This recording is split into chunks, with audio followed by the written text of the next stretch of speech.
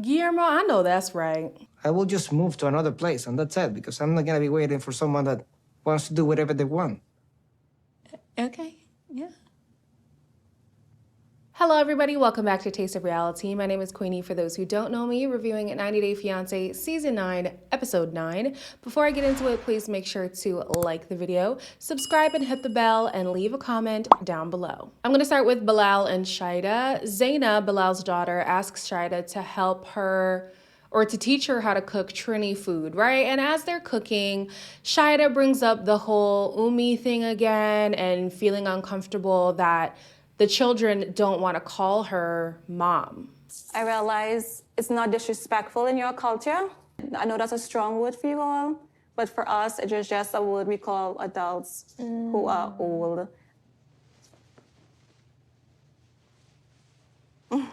This is where I'm really starting to get annoyed with Shaeeda, because in this conversation, she acknowledges the fact that there is a cultural difference between them. And I feel like if you are coming into somebody else's culture, oftentimes you have to be the one who does more of the bending, right?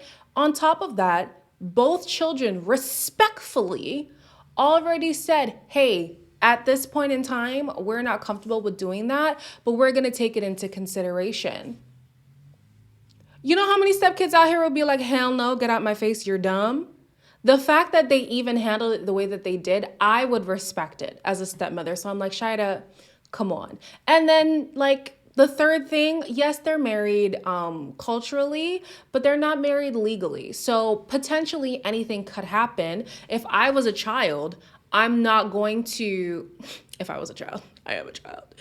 I'm not going to integrate this person in my life without the certainty that they're going to be here forever. I don't know if the kids are thinking that thoroughly. Maybe they're just uncomfortable because they do still have two very present parents. But I'm just like, girl, back up. The reality is they might not even get married because Bilal is really dragging his feet. He has all these stipulations that have to happen before marriage, which are valid.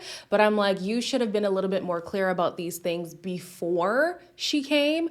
And so he has a prenup arrangement that he wants to set up, but he hasn't even let her know yet. Personally, I'm pro prenup, so that ain't no problem over here. And they still haven't had an in-depth conversation about whether or not they want to have children. And they're still having petty fights. Your mom used to complain about your silverware. I hate when you do this. Like, you always try to, like, you always do that. Like, if I tell you something, you have to throw it back. Like, I feel like every time we have in a conversation, you must win. I mean, in order to make these relationships work post the show, you do have to do the 90 days, because the 90 days isn't just for the television show, it's literally legal. And I don't know what the rules are if it doesn't work within the 90 days. Like, could you apply for a K-1 visa again? Like, how much time? I have no idea. So a lot of these relationships, if they're not like a hard line, this is not going to work, they're probably just going to get married in order to buy themselves time. But yeah, I'm like, there's a lot that needs to be worked out beforehand, and it's on both of them. The fact that there's so many issues just before the marriage, because they didn't have enough thorough conversations before applying for the visa. Moving on to Emily and Kobe, it's safe to assume that they did not resolve their issue in the last confrontation that they had. However, they chose to put their differences aside to have a horseback riding date, and it went really well. They were finally getting along. And so Emily takes it upon herself to ask her family for financial assistance, which actually goes against Kobe's desires. Okay, well, first of all, I still don't think you should get married just for the sake of getting married. I mean, you don't really understand what it's like to live in the real world. I know you think you do. I know you're trying to help, which is why I'm coming to you for help with money, but everything else, I have it handled. I know I have it handled. Realistically, the parents aren't for it either. The parents are like, what you mean you want financial help? We already provide for you in every aspect, you know? And I found it funny how the parents are like, you don't know what it is to live in the real world. You don't know all this stuff. And they're almost making it seem like it's her fault, which to some degree, I believe that it is. You're an adult, and at some point you need to learn how to fend for yourself, because our parents are not going to be here forever. And now you are also a parent. Like, Come on.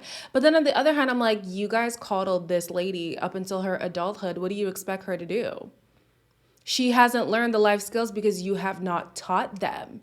You've always been that safety blanket. You've always been there to catch her when she falls. So therefore, this is the reality that she knows. Who else is she going to go to for financial support? Not her husband.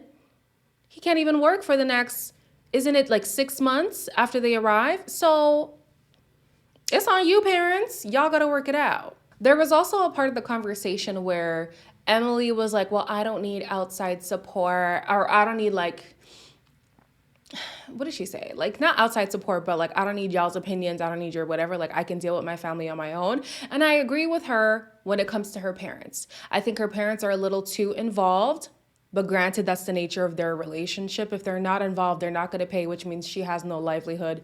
So it's a circle. It's circle, cycle, same difference. But you do need outside intervention. You do need like some assistance because, baby, you don't have much to stand on right now. You don't have a foundation to support a family. And so you do need the village behind you. It just sucks that in having the village, it's also crippling her at the same time. So later on in the episode, the dad takes Kobe aside and he's basically like, okay, so how are y'all going to work this out monetarily? Because I'm not going to do this forever. Emily was like, maybe you could go back to modeling. I don't know if it's very possible to have that in Salina. You could maybe train me, like, to take over the company, to keep the family name burning. If you ask me, the onus on who is supposed to provide for this family, the family being Emily, Kobe, and Coben, is on Emily. Because she was the one bringing somebody into the country knowing full well that they will be unable to work for an extended period of time. And so the responsibility falls on her. The fact that the dad is looking at Kobe like, oh, so what are you going to do? Even if he had a plan, he cannot implement it for several months. Like, what? Make it make sense. And the same way that the dad was looking at him sideways for basically saying, Kobe was suggesting taking on the family business when he doesn't have credentials and he has 4K to his name, which in America is not going to get you far. I'm looking at the dad sideways like, you really think that he's the one to provide financially at this point in their relationship? You're delusional. On to Kara and Guillermo. They're discussing wedding arrangements, and while he wants a proper wedding ceremony, she's just ready to go to court. It's $50. The situation with the whole 90 days, and it has to happen quickly, and budget and all the things, that it makes sense for us to have just like a courthouse ceremony. At the courthouse, it's like $50. Honestly, I feel like you could finesse a wedding with a 2K, community hall rental, and then a Walmart wedding cake. I don't know. Like, you really could make a very cheap wedding work. I've seen it done before.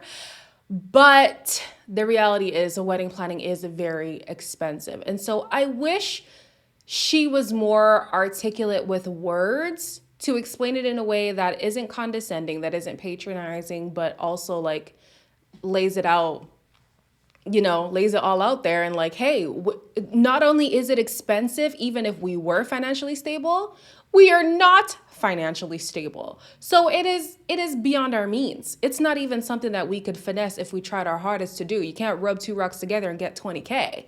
It's just not going to happen. So Kara, to really drive the point home, takes Guillermo to this wedding venue that they both fall in love with, but it's kind of like pointless because they know that they can't do the wedding there. I think now that Guillermo has seen how much it costs, I think he's like, oh, wait, Kara might have a point. Sometimes when you tell me so much no and no and no and no, I don't feel so free. I don't feel home like that. Like, no. I have the final word. We have to stop that shit. I'm with Guillermo.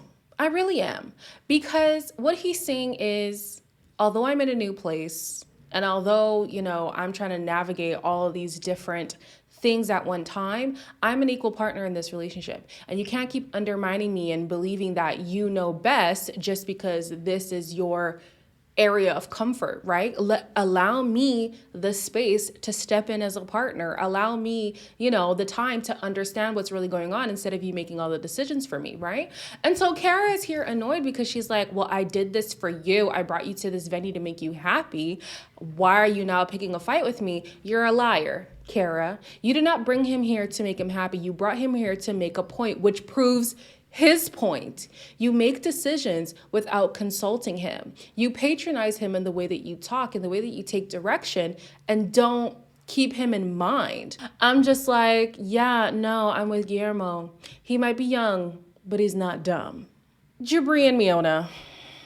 So last episode, we ended with Jibri and David's altercation. And even after it, David is still talking smack. She's always worried about what she's doing, how she gonna be, what she, you know what I'm saying? Like, here.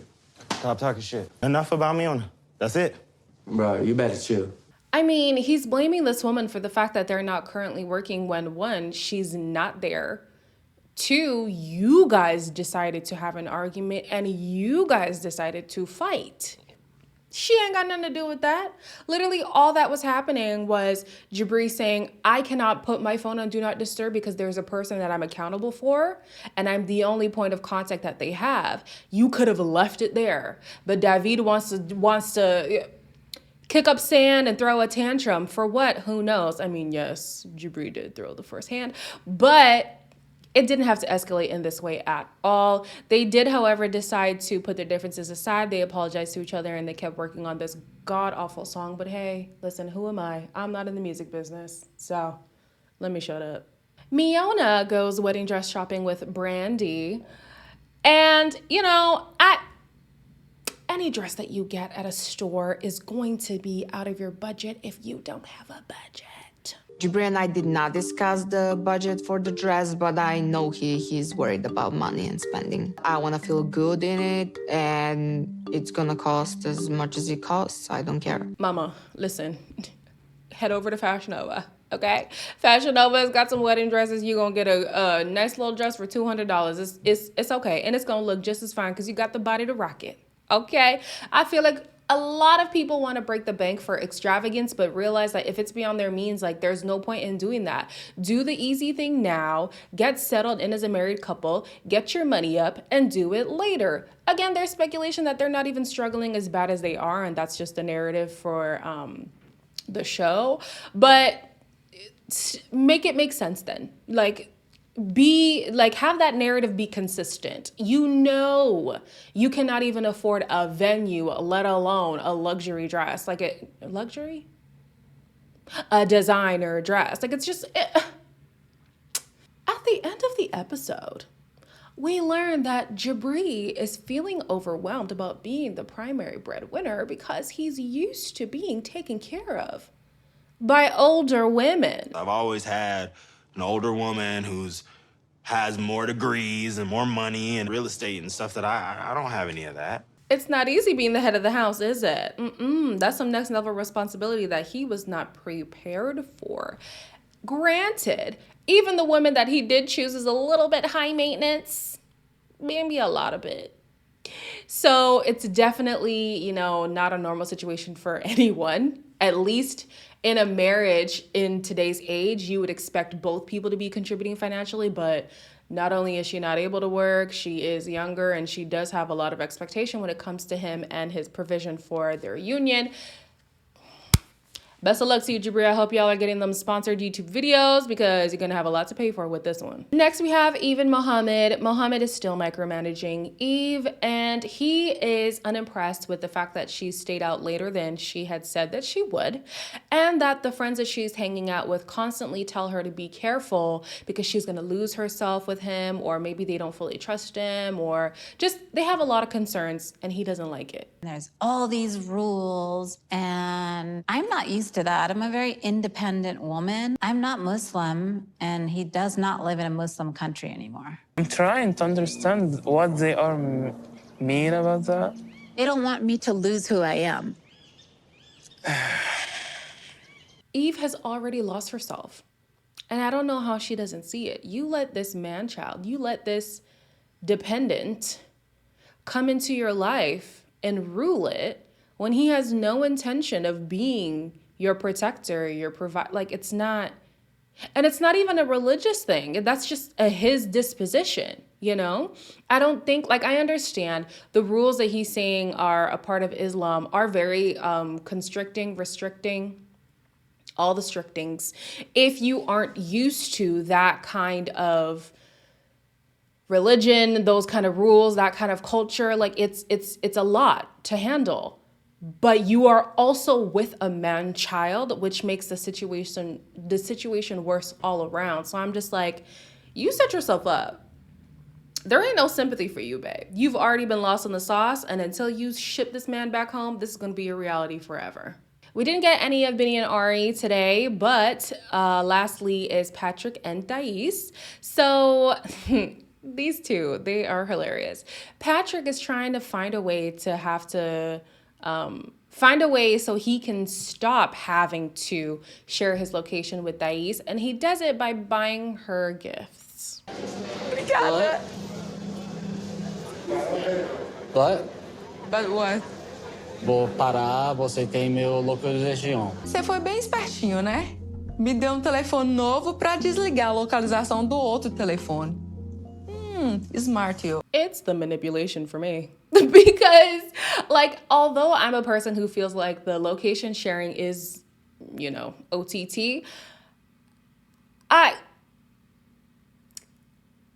the way to go about it is not like this, you know? Like, to throw money at your issues is manipulative, especially when you know, like, oh, she's a younger girl, she likes the flashy things, like, you know, whatever. So I'm looking at him like, wow, you're very manipulative. Like, how could you do that? But then we learned that Thais actually has a reason to feel insecure about Patrick's whereabouts, because in the past, facilitated by John, ironically enough, he actually stepped out of the relationship and wanted to sleep with the woman, but he just couldn't perform. Tell me why I don't trust you. Okay. So, John and I had a party at my house, and there was a girl. We kissed, like we're making out, and I could have had sex with her, but you know, I was drinking a lot and I was kind of floppy, so like nothing happened. Ultimately, they agreed to turn off their location, but she did say that if he ever does anything like what he's done in the past, she's going back home. I doubt it, personally. I feel like she likes this lifestyle that he's provided for her. I feel like he was her meal ticket. I think she does have interest in him. Like, I think she does want to be with him, but I think it's